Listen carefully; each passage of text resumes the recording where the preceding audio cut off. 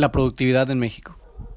La productividad la podemos definir como una medida económica que calcula cuántos bienes y servicios se han producido por cada factor utilizado, ya sea trabajador, capital, tiempo, costes, etcétera, durante un periodo de tiempo determinado.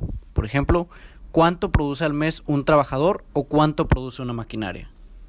El objetivo de la productividad es medir la eficiencia de producción por cada factor o recurso utilizado, entendiendo por eficiencia el hecho de obtener el mejor o máximo rendimiento utilizando un mínimo de recursos. Es decir, cuanto menos recursos sean necesarios para producir una misma cantidad, mayor será la productividad y, por tanto, mayor será la eficiencia. Ahora bien, México es una de las economías con mayor potencial de crecimiento en el siglo XXI.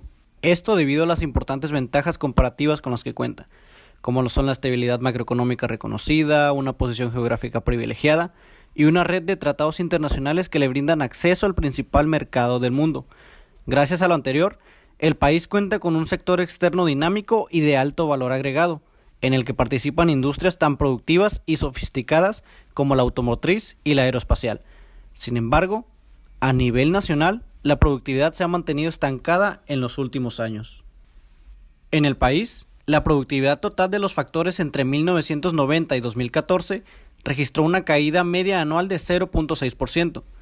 Este declive de la productividad es también una de las principales razones por la que nuestra economía ha crecido por debajo de su potencial en las últimas 3 décadas.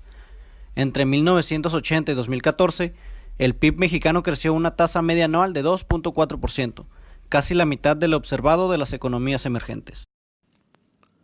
Productividad laboral de México relativa a otros países. La productividad laboral media de México ha estado estancada desde la década de los 80. En un día, el mexicano promedio produce menos de la cuarta parte de lo que produce un trabajador americano. Esta diferencia explica por qué los ingresos de los mexicanos son más bajos y lo más preocupante es que la brecha no se está cerrando. Actualmente el crecimiento de la economía está determinado por la acumulación de activos y la incorporación de nuevos trabajadores al mercado laboral, no porque se hagan mejor las cosas. Esto es atribuible a varias causas, en su mayoría muy conocidas. Por ejemplo, como sociedad invertimos poco y mal en capital humano. La inversión que se hace no hace rendirse porque la mayor parte de los recursos van a dar un sector de educación pública de baja calidad. El estancamiento de la productividad también se debe a que la economía opera con reglas de juego que causan que en varios sectores haya poca competencia. Esto desalienta la optimización de procesos y la búsqueda de mayor eficiencia operativa. La productividad es particularmente baja en sectores como el agrícola, el eléctrico y el petrolero, en los cuales los regímenes de propiedad y estructuras industriales desalientan el uso adecuado de los recursos. Los efectos del estancamiento de la productividad.